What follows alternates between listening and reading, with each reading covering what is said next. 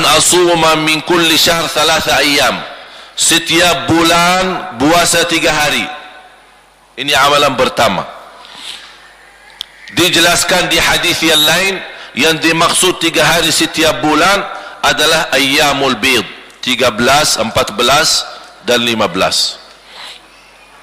Amalan yang kedua, wa an usalli duha, jaga salat duha. Yang ketiga, wa an utira qabla an anam, wahai Abu Hurairah, jaga witir sebelum tidur. Ini wasiat Rasul kepada Abu Hurairah. Saya begitu baca hadis ini yang sahih, saya pun terkejut. Sepertinya Rasul sudah tahu akhir zaman umatnya bakal suka ketiduran, makanya sudah ada solusi dari zaman Rasul. Abu Hurairah, jaga witir sebelum tidur. Ini buatmu dan umatku yang nanti datangnya suka ketiduran. Udah, Rasul sudah kasih jawabannya. Daripada rugi, tidak sama sekali dapat pahalanya, Rasulullah SAW mengingatkan, innallaha witrun yuhibbul witr fa'awtiru. Allah maha witir, Allah cinta witir, jagalah witir. Tahu enggak ibu-ibu jamaah sekalian, di mazhab Imam Hanbali ada satu pendapat di dalam mazhab Imam Hanbali, orang yang tidak rutin salat witir tidak boleh jadi saksi nikah.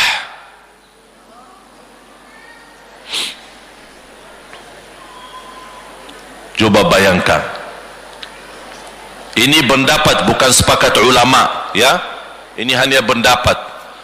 Tapi yang saya mengambil dari pendapat ini, di zaman Imam Ahmad bin Hanbali memang menjadi kebiasaan, witir itu kebiasaan.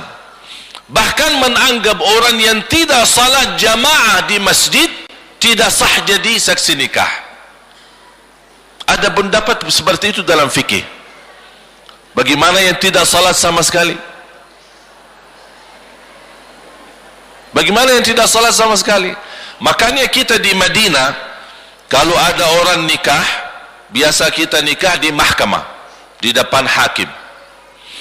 Mahkamah kan dekat Masjid Nabawi. Jadi datang calon laki-laki sama keluarga perempuan, termasuk perempuan juga dibawa di depan hakim untuk menikahkan mereka. Hakim juga bertanya sama wanita. Hakim bertanya sama wanita, kamu terima nikahnya sama laki ini? Tidak ada yang maksa? Tidak ada, karena kadang-kadang terpaksa karena aturan budaya, karena kebiasaan keluarga. Jadi hakim harus bertanya langsung sama wanita. Habis selesai, sudah diamankan laki dan perempuan, datang saksi. Kan harus ada 2 saksi. Hakim bertanya, salat jamaah enggak? Kalau dia jawab, iya saya salat jamaah, minta dibawain surat dari imam masjid. Ini ahli masjid, surat ini ahli masjid, jamaah kita. Nanti disesuaikan masjidnya sama alamat rumah. Alasan mungkin dia besok kenal masjid, imam masjid mana, tapi dia tidak pernah salat di masjid, cuma karena teman atau keluarga kebetulan. Ini Pak diminta surat, ini saya mau jadi saksi. Begitu ketat. Saya sering menghadiri acara pernikahan, tak pernah saya mendengar yang membawa acara tanya saksi, Pak salat enggak? Kalau bapak tidak salat, mohon maaf kami tidak bisa terima bapak jadi saksi. Kacau acara pernikahan. Itu beda kehidupan kita. Dalam agama ada yang punya kehidupan tapi karena kebiasaan. Semua jadi boleh aja. Kan rahmatan lil alamin. Jadi tinggalin salat tetap jadi saksi, ujung-ujungnya rahmatan lil alamin. Ini salah guna rahmatan lil alamin. Bapak ibu jamaah sekalian dimuliakan Allah Subhanahu wa taala, berarti kembali lagi usia itu nikmat besar. Bahagia seorang yang mampu dengan kecerdasan menaturkan waktu. Dan subhanallah, kalau kita melihat kehidupan kita sehari-hari, sebenarnya banyak hal yang kita lakukan, tetap dunia kita jalan, tapi ibadah pun bisa jalan. Contoh sederhana, zikir kepada Allah. Apa sih susahnya kita terus gerakkan lidah kita berzikir kepada Allah? Zikir kepada Allah tidak harus wanita dalam keadaan suci. Zikir kepada Allah tidak harus wuduk dulu. Zikir kepada Allah tidak harus menghadapi kiblah. Zikir kepada Allah tidak harus di masjid. Dimanapun kita berada, jalan kaki, di mobil, di rumah, di pas lagi masak, semua kita boleh berzikir. La yazalu lisanuka ratban min dzikrillah, basahi lidahmu zikir kepada Allah Subhanahu wa taala. Ini salah satu amalan yang menjamin masuk surga. Dengan hanya basahi lidahmu dengan zikir kepada Allah. Amalan yang paling ringan tapi pahalanya yang paling besar, itu zikir. Ringan. 2 kalimat, ringan di atas lidah, berat di atas timbangan, dicintai Allah subhanallah wa bihamdi subhanallahil azim. 2 kalimat, tapi kalau diucapkan memang sangat mudah, ringan, tapi kalau di timbangan di sisi Allah berat timbangannya, pahalanya besar. Bukan hanya berat di timbangan, tapi Allah mencintai kalimat ini. Berarti kalau kita ucapkan kalimat yang dicintai Allah, insyaAllah nanti akan Allah mencintai kita.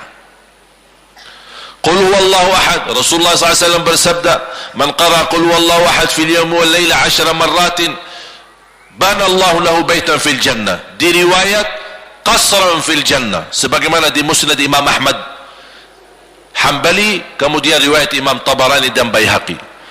Rasulullah SAW bersabda, barang siapa yang baca qul huwallahu ahad dalam sehari 10 kali saja, dapat rumah di dalam surga. Di riwayat yang lain, dapat istana di dalam surga. Qul huwallahu ahad 10 kali.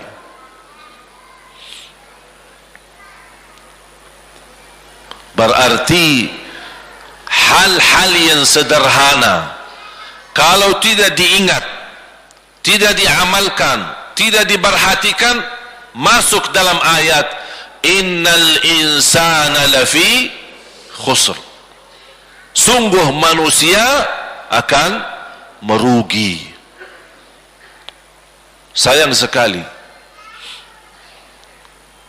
saya tidak minta Bapak Ibu salat 24 jam. Saya tidak minta 24 jam baca Quran. Tapi manfaatkan. Masing-masing usahakan memiliki wirid. Faham wirid? Wirid faham? Wirid. Ada wirid baca Quran, ada wirid salat, ada wirid zikir. Jadi wirid itu hal sederhana tapi diistiqomahkan. Contoh, jangan lewat 1 hari belum baca Al-Quran. 1 halaman, tidak bisa 1 halaman, separuh halaman. Separuh halaman tidak bisa juga. Tidak bisa separuh halaman, 1 ayat, tapi rutin. Lupa baca di rumah, pas di jalan, alhamdulillah sekarang HP ada isinya Al-Quran, silakan baca. Aduh, saya lupa baca wirid saya sampai di